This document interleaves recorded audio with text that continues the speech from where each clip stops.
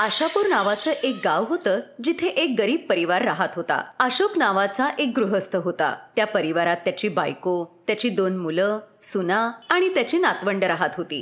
त्यांच्या घराच्या गल्लीतून एक पाणीपुरी विकणारा माणूस येतो। या या चटपटीत भरपूर भाज्या असलेली पाणीपुरी खायला या। त्या पाणीपुरीवाल्याचा आवाज ऐकून अशोकच्या घराच्या समोर राहणारा विनोद आपल्या नातवाला घेऊन घराबाहेर पाणीपुरी खायला येतो। अरे वा पाणीपुरीवाले भैया, किती दिवसांनी दर्शन दिलं तुम्ही? वय साहेब, ते मी गावाला गेलो होतो ना, म्हणून मी गाडी लावत नव्हतो इतके दिवस। तेव्हाच विनोदचा नातू सोनू म्हणतो, आजोबा, मला हे भाज्या असलेली पाणीपुरी खायची आहे। हो हो, का नाही बाळा? अरे भैया, जरा माझ्या नातवाला तुझी ही भाज्या असलेली पाणीपुरी भरपूर खायला दे। बघता बघता बरीच लोक त्याच्या गाडीवर ही पाणीपुरी खाण्यासाठी गर्दी करतात। अशोकचा परिवार केवळ या लोकांकडे बघूनच आपलं पोट भरत होता। तेव्हाच अशोकची बायको त्याला म्हणते, त्याची ही भाजीवाली पाणीपुरी बघून माझ्या तर तोंडाला खूपच पाणी सुटलंय। हो आई, माझी पण खूप इच्छा होतीये ती भाज्या असलेली पाणीपुरी खाण्यासाठी। बाबा, आम्हाला पण पाणीपुरी खायला द्या ना। पोरी, आज तर काहीच कमाई झाली नाही, काहीच पैसे नाहीयेत माझ्याकडे। नाराज होऊन सगळी लोक घरात येतात आणि मग दुसऱ्या दिवशी सकाळी राम भाज्यांची पोती भरलेली हातगाडी चालवत कडक उन्हात चालत चालत आपल्या घरी येऊन पोहोचतो। तिथे आल्यावर तो आपल्या लहान भावाला तरुणला आवाज देतो, तरुण, अरे तरुण, जरा बाहेर ये ही पोती उचलायला। आतून आवाज देत तरुण त्याला म्हणतो, आलो दादा। दोघे भाऊ त्या कडक उन्हात त्या भाज्यांची पोती उचलतात। आई, ती सगळी पोती उघडून त्या सगळ्या भाज्या उन्हात वाळवत ठेव। खूप ऊन आहे बाहेर, त्यामुळे त्या भाज्या खराब होऊन जातील। एवढ्या कडक उन्हात सकाळी मंडईत गेलो होतो भाजी विकायला। अरे किती वेळा सांगितलं तुला, जरा तुझ्या छोट्या भावाला पण घेऊन जात जा बरोबर, म्हणजे उद्या ह्याला पण कांदा बटाट्याची गाडी लावता येईल। एकाच्या कमाईने घर नाही चालू शकत। खाणारी 10 तोंड आणि कमावणारा एकच माणूस। नाही बाबा, अजून तरुण लहान आहे, मी आत्ता त्याला ही कामं नाही करून देणार। अशोकच्या गरिबीचं मूळ कारण हेच होतं। घरात खाणारे 10 आणि कमावणारा एकच, त्यामुळे घरातली परिस्थिती तशीच राहिली। रामची हालतही यामुळेच खराब होती। त्यातून कसंबसं आपल्या परिवाराला तो खायला घालत होता। दुपारी राम जेव्हा घरी जेवायला बसतो तेव्हा त्याची बायको भाकरी आणि कांद्याची चटणी त्याच्यासमोर ठेवते। हे काय, आज परत तू कांद्याची चटणी बनवलीस? दिवसभर उन्हात अनात थकत काम करा आणि एका वेळचं नीट खायला सुद्धा मिळत नाही इथं। राम, तू उगाचच सुनबाईवर ओरडतोयस। घरात जे असेल तेच बनवणार ना ती बिचारी। तुला तर नेहमी सुनबाईचीच बाजू घ्यायची असते। माझी बी भूक मरून गेलीये ही सारखी कांद्याची चटणी खाऊन। अगं, कधीतरी तर रश्श्याची भाजी बनवत जा ना तू। एकतर तिखट चटपटीत खाण्यासाठी मन तरसतंय। वा रे वा, खिशात दमडी नाही आणि तिखट चटपटीत खायला हवंय का? थोड्या वेळानंतर नाराज होऊन राम बाजारात भाजी विकायला जातो। अरे देवा, आज तर काहीच विक्री झाली नाही। तेव्हाच रामला आपल्या समोर एक हातगाडी दिसते। हा माणूस एवढं काय विकतोय जी एवढी गर्दी झालीये त्याच्या गाडीवर?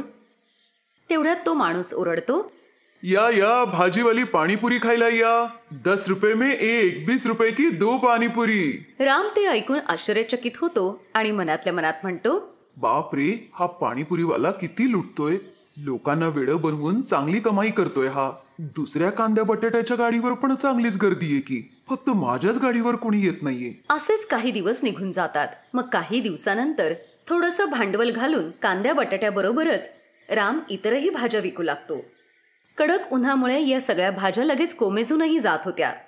अरे देवा, या कडक उन्हामुळे सगळ्या भाज्या कशा कोमेजून गेल्यात बघ। सुनबाई, एक काम कर, ह्याच्यातलेच बटाटे काढून त्याची कचोरी तयार कर आणि कोथिंबीर पुदिना घेऊन त्याची चटणी कर। ठीक आहे आई। मग सुनबाई बटाटे उकडून पीठ मळून त्याची कचोरी करायला घेते। तिची मुलगीही तिला यात मदत करत होती। छोट्या छोट्या पुऱ्या लाटत माला तिला म्हणते, आई, ही माझी छोटी पुरी तू तेलात तळून दे ना, मलाही खायची आहे। बरे ठीक आहे, दे।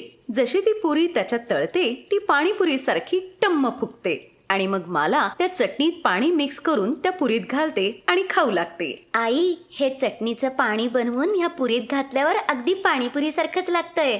मालाचं बोलणं ऐकून तिच्या आईच्या डोक्यात एक जुगाड येतो। राम भाजी विकायला जातो आणि संध्याकाळी त्याची बायको स्वादिष्ट मिक्स व्हेजची भाजी बनवते आणि परातीत पीठ मळते। बाहेरून तिची सासू हे सगळं बघून म्हणते, अगं सुनबाई, एवढी सगळी मिक्स व्हेज भाजी कोणासाठी बनवलीयस? आणि हे गव्हाचं पीठ रवा वेगळं वेगळं का मळलंयस? आज काही खास बनवतीयस का? आई त्या भाज्या आणलेल्या होत्या ना, त्याच्यातूनच या भाज्या घेतल्यात मी सगळ्या.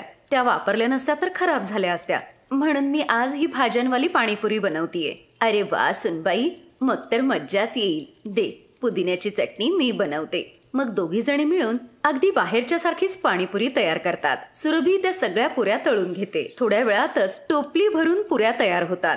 त्याचबरोबर तिखट आंबट गोड असं पाणीपुरीचं पाणीही तयार होतं. मग काही वेळातच सुनबाई आपल्या गरीब परिवाराला त्या भाज्या असलेली पाणीपुरी खायला देते, कारण गेल्या खूप दिवसांपासून त्यांची ही इच्छा अपूर्ण होती. ती पाणीपुरी सगळ्यांना खूप आवडते. चविष्ट भाजीवाली पाणीपुरी बनवली सुनबाई तू. शेवटी ती स्वादिष्ट पाणीपुरी आम्हाला खायला मिळालीच तर. हा सुनबाई, अजून 2च दे मला बस. बाबा, मी गव्हाच्या पिठाची पण पुरी तयार केलीये, ती पण खाऊन बघा. अरे हो, का नाही. मग सगळेजण ती गव्हाची पुरी सुद्धा खाऊन बघतात. शेवटी या गरीब परिवाराचं भाज्या घातलेली पाणीपुरी खाण्याचं स्वप्न पूर्ण होतं. आणि काही दिवसांनंतर सुनबाई आपल्या घराजवळच भाज्या असलेली ही पाणीपुरीची गाडी सुद्धा लावते. आणि दुसऱ्या पाणीपुरीवाल्यापेक्षा कमी दरात ती या विकत होती.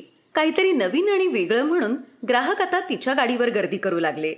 त्यामुळे आता तिची कमाई खूप चांगली होत होती. तिच्या परिवाराचे दिवस आता सुधारले होते.